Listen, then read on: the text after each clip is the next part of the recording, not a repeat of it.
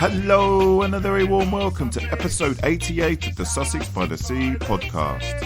A podcast that now covers local football in this great town of ours, as well as keeping up with all the frills and spills, highs and lows of my team, Hastings United. On the show this week, we've got week 18 of the Hastings report with the returning Leon PETTIT, all recovered from that man flu. Then we've got an exclusive interview with the town's first team coach, Caspa Spice, who's doing a fantastic job with the town and proving their doubters very wrong. And we did have another interview lined up, but you're not allowed to hear it. All I say is, what a time to be a Hastings United fan. Enjoy, grassroots football fans, and over to week 18 of the Hastings report. It gives me great pleasure to have the returning Leon PETTIT here for week 18 of the Hastings report. Must ask straight away, I know you're a little bit poorly with the man flu, Leon, and we know how serious that is. Are you all recovered? Just about, yeah. It wasn't a little bit poorly. I was on death's door. Well, obviously, yeah. No, but I'm making a recovery. You were obviously the missus looked after you completely, did everything for you. Yeah, no, definitely. Yeah, no, I excellent. got loads of sympathy, of course. Did you get it on social media as well? Can't remember. No, I don't think I got any. No, no one cares, do they? I thought I'd get one or two messages. Yeah, well, reaching out, but it works for some people. Yeah. Anyway, moving on. Let's look at the SCFL. Obviously, we're covering the MSFL and the ESFL this week, as we always do. It got majorly hit by the cold spell. So, first of all, for obviously the SCFL, there was no results involving our sides. Yeah, so we have to go and look at the fixtures because we've got no results to talk about. We've got some fixtures coming up. We've got Eastbourne Town versus BEXHILL United, and that's tomorrow. We're recording this Monday. It's on the Tuesday night Sussex Senior Cup. Obviously, two mid-table sides, both beating each other at their corresponding grounds. Leon, what do you think? Do you think BEXHILL can nick it? Who knows, mate? It'd be difficult one to call. Obviously, like you say, they beat each other once already. Beat each other already this season. I guess you could say BEXHILL will be after revenge after the FA Vars defeat. That was a big big game to lose them. So he might get a bit of revenge there. Yeah, hopefully that could happen. Right, and then on the Saturday, AFC Upfield's playing Little Common. One of these stats there. I mean, can Little Common make it 4 league wins in a row? There's been a few cup games in between that, but could they turn Upfield over? Yeah, just going by the form. Little Common, they're fifth in the form table. AFC Upfield are 17th. They've only won once in their last 16, so you'd like to think Little Common can get a result there. Yeah, thank you. And then obviously on that same Saturday, BEXHILL got Crowborough Athletic. I fancy BEXHILL because they're at home, really, both sort of similar sides in terms of where they are in the league. Yeah, I can't really add more to that than what you said, really. Just like to think home advantage will go in BEXHILL's favour. I've probably said before, playing at the Polegrove this time of year is not a pleasant experience, and BEXHILL are more acclimatised to it, so that goes in their favour even more. Right, thank you there, Leon. So we move on to the Mid-Sussex. Obviously, lots of games called off. There wasn't any really involving our sides, but LINDFIELD were playing and they managed to win, and that takes them just above, obviously, Battle into second place. And that just, we then move from that, funnily enough, LINDFIELD entertaining Battle this coming Saturday. So that's a massive fixture. I mean, obviously, if Battle win it, then the gloves are off, and you just don't know which way it's going to go. I mean, I think we both fancy. I actually, you know what? I'm going to not say I fancy Battle because I don't want to put the bock on them. But Leon, what do you think? Well, no, you said that. I don't want to jinx them. I'm scared now. I'm scared because you I know, mean, just going by form alone, really. Battle on an amazing run, and hopefully they can continue that up to the Christmas period and have one stonking Christmas party. yeah, it's that moment, isn't it? I mean, if they win this, then it's serious, you know, because I think they're 3 points behind, and Linfield have got a game in hand. Yeah, so if Battle win, they'll obviously go second on goal difference. But yeah, there is that game in hand, and Cookfield have got a few games in hand as well. Westfields have as well. It's all a bit close, that part of the table. So it's Exciting stuff. entertaining stuff. It's what we like Yeah. to see. Absolutely. Right then. So then moving on from that, we go to the ESFL Prem. Unfortunately, we don't know the scorers here for Bexhill Town. Bexhill Town stuffed Robertsbridge 5-2. I do know that Robertsbridge's goal scorers were Guy Ballard and Lewis Chapman. Unfortunately, we don't know any of the Bexhill Town scores, so my apologies. And in the Sussex Intermediate Cup, Sidley United 2, Ringmer 3. Ringmer's goal scorers Jake Craig, Daniel Fox and Joey Pout, with Sidley's goals from Lewis Haffenden and Archie Bell, with a red card for William Witham. So unlucky because Sidley were winning that game at one point. So unlucky there for Sidley. So then we move on. Results involving ESFL Div 1 sides. And straight away goes Sandhurst 2, Little Common Reserves 1. That man again, James Found. He finds the net on a regular occasions. And John Billsby for Sandhurst, with Nicholas Kavanagh getting the goal for Little Common. And that is the only result in the league. Well, a few cup results for ESFL Div 1 teams. Tackaway 4, AFC Jesters 2. That was in the ESFL Challenge Cup. The hat-trick there for Jordan Harley and Toby Payne for Tackaway, with AFC Jesters goals from Connor Middleton. Jesters were 2-1 up at one point, so a bit of a shame there for Jesters. Then we've got the Macron Cup, Pass and Move 4, Seldscombe Rangers Reserves 0, Jack Booth, Curtis Coombs and Fraser Descala with 2 won it for Pass and Move. Well, moving on to ESFL Division 2 that you know very well, sir. Bexhill Rovers 1, Pesh Hill 4, Travis Parks with 2, Jonty Lavaka with 1 goal, and Harvey Cato getting the goals for Pesh. Don't know the goals for Bexhill. Unfortunately, they're not up on the FA site. That Pesh are now 3 points clear of third place, so they're looking good for this season. Then we move on to Icklesham 0, Who 0. Throwing it over there to the Icklesham man. Any news or report from that game? I haven't heard a thing, mate. Just come through the result on the group chat Saturday evening, and I think it was all attention to the England game that evening. So I can't give you any insight.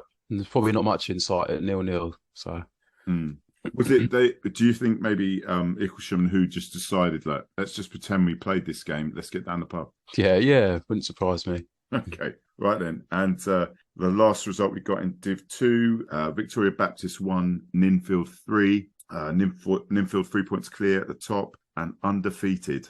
2 goals from Gary Bryant. One was a cheeky little bicycle kick, and Jason Taylor got the goals for them. And bicycle kick was a cheat. I like the third goal. The last goal was the one I liked the best. I can't remember the bicycle kick. I'm sure he fell over. Fell over, tumbled backwards, and kicked it into the net. I'm leaving that in, Leon. Yeah, Thank you very much. Yeah.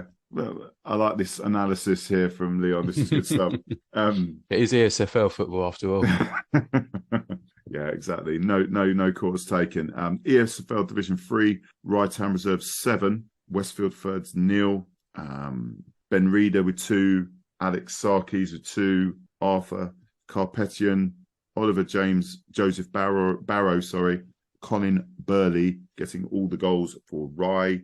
Westfield had a late sending off with Jason Bone. Seeing red. Well, I mean, third place Rye, that's just absolutely ruthless. I know Westfield they are bottom, but 7-0. It's a bit of a bum spanking, that is. Yeah, so also in Division 3, Cattsfield 4, Hastings Comets 0, Harry Atkins, David Birch with 2, and Anthony Luke. Winless Comets, 5 points from safety, not looking good. Another result, Parkfield 3, Ticehurst 3, Parkfield's goal from Ethan Gabriel, Almarskan Jalat and Adam Smith. The Ticehurst goals from George Brown, Danny McGann and Darren Nichol. It's a great result for Ticehurst. holding second off top Parkfield to only a point, which is fantastic for Ticehurst there.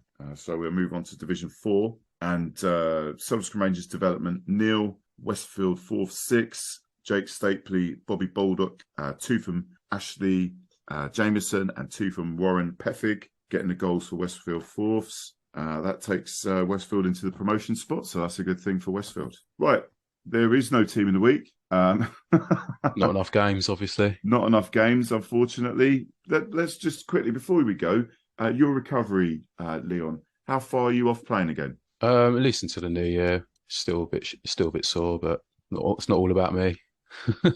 I'll be back at some point. Okay, yeah. All right. Well, listen, Leon, as always, it's a pleasure, and I'll see you next week. I'll see you next week, mate.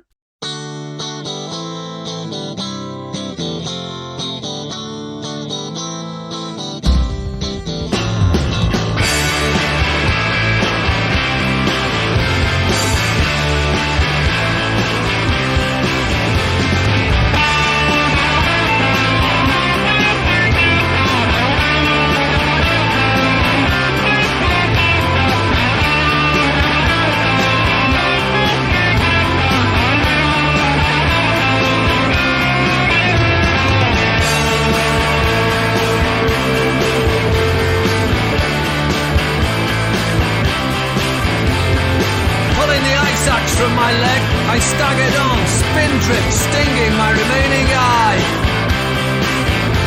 I finally managed to reach the station, only to find that the bus replacement service had broken down. After wondering to myself whether or not it should actually be called a train replacement service, I walked out onto the concourse and noticed the giant screen seemed to have been tampered with, probably by a junior employee. Disgruntled commuters were being regaled with some dismal TVM involving a tug-of-love custody battle. Stockard Channing held sway.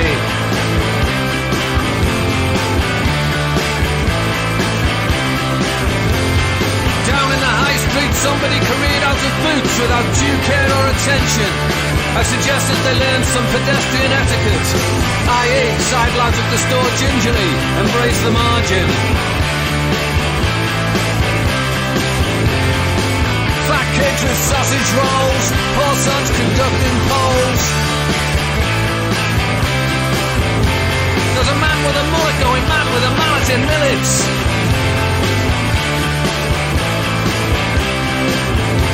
I tried to put everything into perspective, set it against the scale of human suffering, and I thought of the Mugabe government and the children of the Calcutta Railways. This worked for a while, but then I encountered Primark FM. Overhead a rainbow appears, in black and white.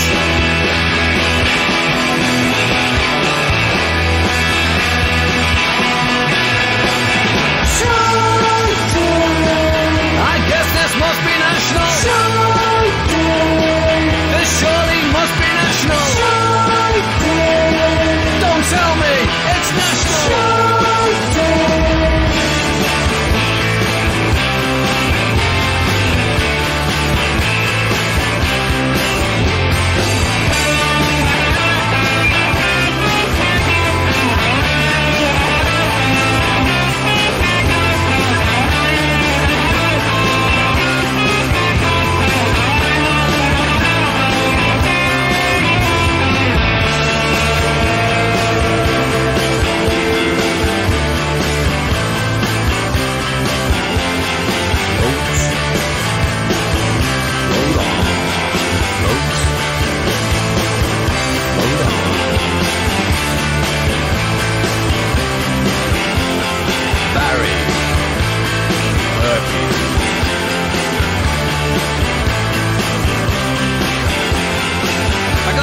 Stringy Bob, still on suicide watch. Screw's not happy, spotted a marsh artillery during association, was roundly ignored.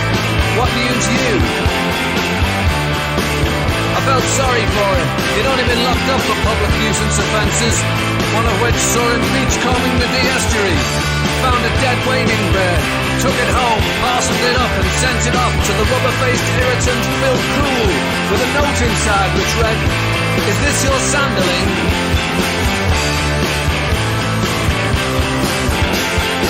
Another time saw him answering an advert in the music press. Keyboard player required. Doors, Floyd, etc. Must be committed. No time wasters. You can guess the rest. I always imagined he would simply wander off someday into the hills, to be found months later, his carcass stripped by homeless dogs, his exposed skull a perch with a quartering crow. I folded away the letter and put it in my inside pocket. All of a sudden I felt brushed by the wings of something dark. May the Lord have mercy on Stringy Bob.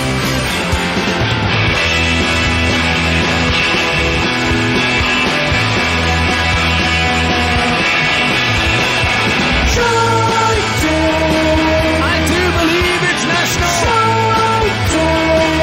It all points to national. Someone's declared it national.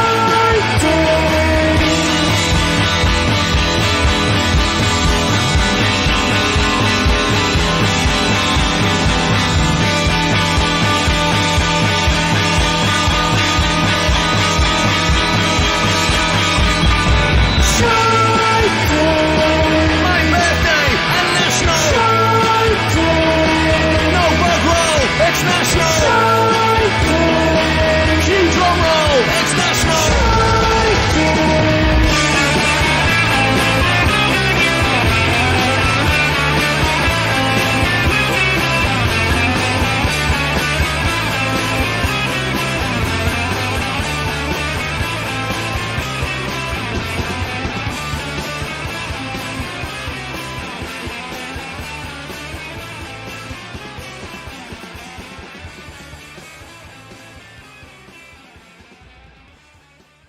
And now over to my interview with Battletown's first team coach, Caspa Richspice. It gives me great pleasure to be speaking to Battletown's first team coach, Caspa Richspice.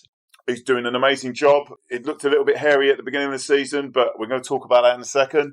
For those that are listening, Battletown formerly were the Battle Baptists. They've been knocking around since about 2004 and became Battletown in 2020. First of all, with Battle, Caspa, do they still have those church links? Because I know that you used to play in like the Christian Cup and things like that. Is your side still involved with those sort of things? Well, as a club, we're still linked to the church. Yeah. Obviously, we have people who are supporting the church still support us, but we don't know. We're not part of the Christian Cup no more. No. This year, not to be involved in it. All right. And just quickly, how did it come that you become the first team coach of Battle? Long story short was I joined as assistant manager about 4 years ago as the first team when Carl Mann took over. Left during that season for certain reasons, and then I joined them back end the year after the second team manager, and Gary Wenham was in charge. Then the year after that, which would have been last year, I took over as first team manager.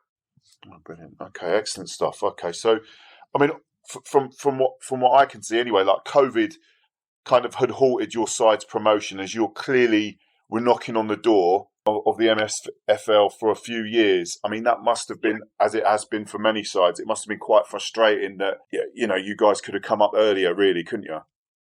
Yeah, really, that was a match when Gary Wenham was running the first team, and they were doing really, really well. Obviously, COVID spoiled it for quite a lot of people, unfortunately. You deal with what's in front of you, and Gary was doing really well. I was the second team manager then, but as the season, Gary decided after that not to carry on, and they asked me politely to take the reins. No, okay, yeah, and well, you've done well, mate. I mean, going up, like obviously up to the Prem. What was your pre-season hopes? I say this because when we started doing this weekly roundup, we did like a pre-season prediction roundtable with like John Carey, Harry Stapley. I don't know if you saw it, and all of us kind of hinted that we all kind of thought you might struggle. Yeah, you weren't very polite about us. I was, but you're rubbing it in the face now, really, aren't you? I mean, how wrong we were. I mean, first of all, let's look at what you thought pre-season, and then obviously you're beginning, and obviously this fantastic run you've been on since. So, what were you thinking pre-season? Well, before pre-season, we went up. If you look at our results last year, we played Westfield. We beat them in the cup, beat them 3-1. Played Royalfield, beat them in the cup. So we thought ourselves as a team were in a good position to definitely do something. I had a goal, and my goal was top 4. Yeah. That goal wouldn't have changed irrespective of the poor start to the beginning of the season and pre-season. Our team I generally feel we're good enough to be up there. Yeah. To be challenging and make a nuisance of ourselves. Yeah, I mean, so then you obviously had your start, and I think it was the first 5 games you lost. I mean, obviously you were starting against the first team you had was Hollington, and that was always going to be a tough ask against a team with decent backing as well. You know, that they've got a very good squad there. But, I mean, what were you thinking? That, you know, obviously it was 5 games. I mean, how did you turn it round? I mean, what did you do? Was there what magic did you pull off? Really annoyingly, like at the beginning of the season, so all pre-season, I was with the first team. But the first 4 games, I was on holiday in Turkey. So it's your return. Yeah, I see. Yeah, go on. So, I think nothing wrong with it. The team played really well, bar Hollington. What I heard, Hollington absolutely railroaded us. The Ringwood game, we were 2-0 up and we let it slip. And then the Reigate game, again, we were 2-0 up and let it slip. So we were playing well at the beginning of the season. We just weren't getting the results. And then, so, I mean, obviously you come back. I mean, it's been magnificent. I mean, if I'm not wrong, I think it was like you've only lost 1 in the last 10. Yeah, it's about that. 10, yeah. An absolutely tremendous run. I mean, you lot must be buzzing. Yeah, and you know, even that game we lost, it was frustrating. We played Barkham. Yeah, even that a game we shouldn't have lost. Really, we had chances to win the game, and in the end, the fine little margins took over. Really, and we didn't win the game. But yeah, we certainly believe at the moment no one can stop us. Yeah, well, playing that well. Absolutely. Well, going to that, I mean, you've got an absolute beauty of a game next week, of this Saturday, very important. Yeah, against LINDFIELD. And, I mean, I've seen them play. I think I saw them against Westfield. But to me, big physical team, a decent finishing on them. I mean, they bullied Westfield a little bit in that game. How do you think you're going to get on? If I was your lot, I'd be up there more worried about you at the moment. But, I mean, how do you think it's going to go? Yeah, I think a lot of teams, a lot of people have been saying like they turn up or we turn up against them and they're worried about what we're doing. And I say to the lads all the time, we can look at about what other teams are doing. We've got to concentrate on what we're doing well. If we concentrate on doing how well we're doing, how well we're playing, I can't see teams doing particularly very well against us. Obviously, the teams in this league are really good, but we've got to concentrate on how well we're playing, how well we're doing. And if we carry that on, I don't see no reason why we don't get 3 points on Saturday. So. Oh, nice one by that. Well, as I say, I was saying to Leon for this week's Hastings report, I mean, if you win that game, it is definitely, it's on. Do you know what I mean? That spot's on for you, isn't it, really? I mean... yeah, massively, yeah. I mean, I don't know what they're like as a team. A lot of teams in this league like to play football, and I assume they're going to be exactly the same. So I say just instill what we're good at, carry on doing what we're doing. I'm sure it'll be an entertaining game. Hopefully we come out with a better result. Yeah, no. Well, we're all hoping that. I mean, we're all eating humble pie. I remember the first few weeks of us doing the review, and we were like, "Oh dear, like they don't look good for battle." You know, they look like they're going down. And then obviously, as we know, bugger all, your boys have just absolutely stormed it. Just quickly though, Casper. Yes, obviously, to make that jump up, you're playing your home games at Prince's Park in Eastbourne. I mean, how long will that arrangement be in place, and is there any opportunity to go back to battle anytime soon? Yeah, the plan is to go back to battle. Yeah, that's all dependent on the Battle Council and if they can sort the pavilion out at Battle Rec, which, as far as I'm aware, is they're talking about getting it sorted because the pitch is up to quality. It's just we don't have showers in any of the changing rooms. So that is the end goal, to be back at Battle. Obviously, that's where we're from. We want to be at home playing our home games at Battle, but for the meantime, Eastbourne have been superb. They said we can play there this year. And next year, obviously, if it does move to 3G or 4G, we're happy for us to carry on. Okay. All right then. Yeah. Okay. I was going to ask you, I mean, is there any 2 or 3 players outstanding in your side? I mean, like that you'd want to give a special mention? You think that they've done really well? Or? It's a very tricky one because of they're all believed they wouldn't be named. And if I'm perfectly honest with you, it's going from the beginning of the season where I think as a team we're struggling the pace of the game, how to conduct ourselves, and everyone's. I say that I think everyone has upped their level in their game. I can't sit here and say my top goal scorers won us the games because the midfield behind them would have put the effort and the hard work in for him to be able to produce the goals. And then also our defensive record's got better and the defence has improved. So it's very difficult to pick out and say one player's been head over heels above everyone else, because I'd say they're all been absolutely superb. Well, maybe at the end of the season we can talk about that. But we can talk about man of the player this season. I'm only going to forget now. Yeah. Well, listen, Caspa, thanks very much for your time, mate. No problem. Yeah, take care. That's it for another week, grassroots football fans. Whoever you're going to watch this week, make sure you're loud and proud. As ever, if you want to get in contact with the show, or have any suggestions, or want to get in on our weekly roundtables, that email again is hufcpod@gmail.com, or on the Twitter, which is @HUFCpodcast. You can get this podcast on all major platforms, be it Google Podcasts, Audible, iTunes, Spotify, or Amazon Music. And we have a jam-packed YouTube channel, chock-a-block, full of video interviews and episodes from the podcast. Please, please, please give it a look, a comment, or a like. But definitely subscribe. It's all free. All that's left for me to say is, I've been your host, Chris Laverick. Hope you have a good week, and see you at the game.